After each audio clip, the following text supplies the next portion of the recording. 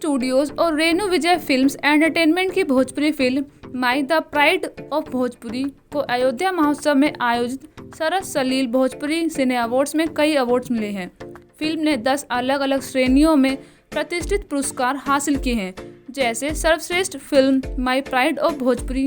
Best actor Nirahua, best director, best music Rajnish Mishra, best choreographer Kanu Mukherjee, best singer female Priyanka Singh, best action Dilip Yadav, best गीतकार Pyarelal Yadav Kabir ji, best line producer Janardan Pandey.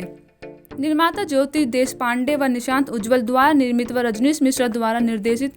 My the proud of Bhojpuri, जिसने न केवल Bhojpuri cinema जगत पर एक अमिट छाप छोड़ी है,